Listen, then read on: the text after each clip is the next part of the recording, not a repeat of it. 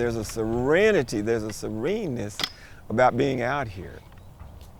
You know, once you've dug your fingers into that dirt, you know, you may clean your fingernails, but there's always going to be some dirt under there. You never lose it. And my dad loved this land. I mean, he truly loved this land and that house. Yeah, that'll work. It would be as if I was betraying him if I were to let this go. One of his sayings was, if you had some baling wire and a pair of pliers, you could fix the world. Now, if Mom were here, she would have her little walking stick and be able to stabilize herself. Family history is a lot for me. What that says, I'd have to really work on that. This is hard. I never really read it. I took a picture, but I could never really get it. My great-great-grandfather, he was born into slavery in Alabama. When his father died, he was given his freedom. When he was emancipated from that, then he came to Texas. And so I'm told he had $1,500 in gold coins with him when he came and bought land out here. And then before he died, he split it up between his 8 children. And so a lot of it has remained in descendants' hands over all these years. Now this is a cemetery I could come to. I don't normally go to spend much time in cemeteries, but I think that there's a need for the history to continue. And if you pack up and move, then you lose all that.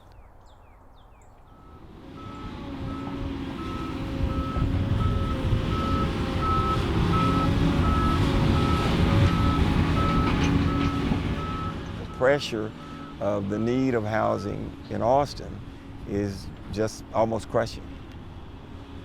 What was initially land bought by my great-great-grandfather is beginning to go into other people's hands. You know, you don't have to sell. You know, that's a choice. And my choice at this point is not to sell. I want to leave something good behind, is what I want. For my granddaughter, I want to make sure that something is left for her. She's, you know, just the light of my life. You know, one sad thing for her is that she lost her dad when she was 5.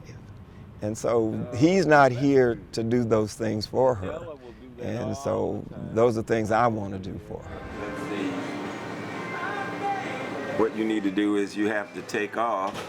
You divide this into that, and that's going to go 1. So that's going to be 1 equals 1. He died on Cinco de Mayo of 2014. Okay. And they were never able to determine a cause for his death.